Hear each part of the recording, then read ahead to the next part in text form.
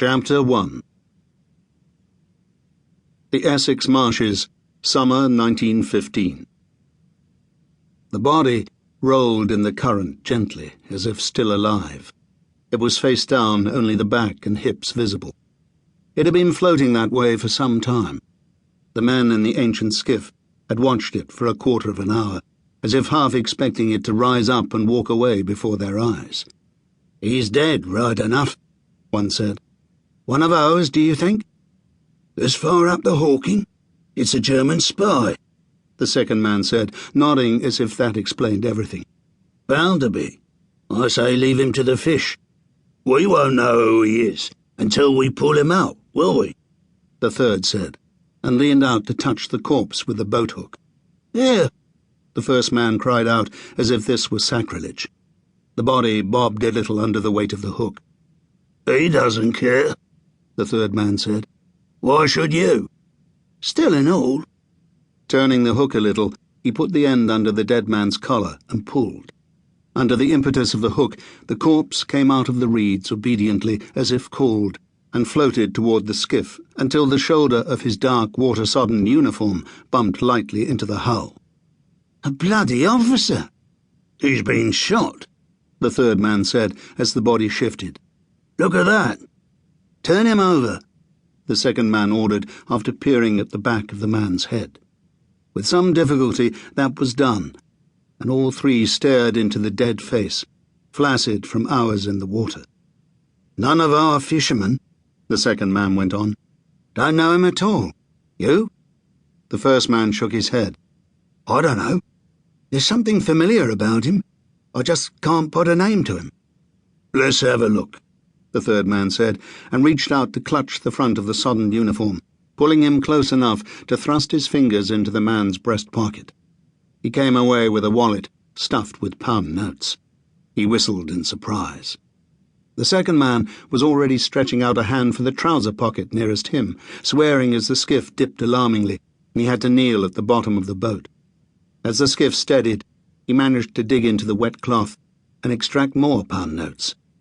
"I'll be damned." Opening the wallet, the third man searched for identification. "Ah." He pulled out a card from behind the wet notes.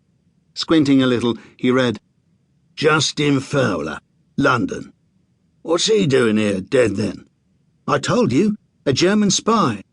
"You've got spies on the brain," the third man snapped. "Get over it." There had been a spy scare not long before. Several waiters in London restaurants bore German names, and it was reported to the authorities that these men had been listening to private conversations while guests dined, looking for information to be sent back to Berlin. Nothing had come of it as far as anyone in this part of Essex could discover. Mr. Newley had not been back to the city to visit his daughter, and thus the source of this bit of news had dried up before the spies had been arrested, shot or deported, allowing for considerable speculation in the rowing boat at night. Much had been said about what should be done with such men if they were caught out here, far from London. "Who do you suppose killed him?" the first man ventured. "Someone who followed him from London? It's not likely to have been anyone from the airfield. I've never seen them this far upriver. Most likely whoever shot him shoved him into the water. Out of sight, out of mind." The third man counted the wet notes a second time. "There's almost £100 here." "Flotsam and jetsam," the second man said. "We found it, we keep it. Like a shipwreck." He gazed round at the desolate sweep of water and marsh and grey sky, as if half expecting to see a ship's hull half sunk in the deeper reaches beyond. It was an unfortunate reference.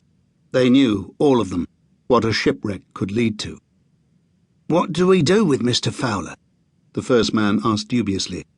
"If we bring him in, we'll have to summon the police. Someone is bound to want to know what's become of his money." "Tie him out to sea. Let him wash ashore somewhere else," the third man said, scrabbling in the bottom of the skiff for a length of rope.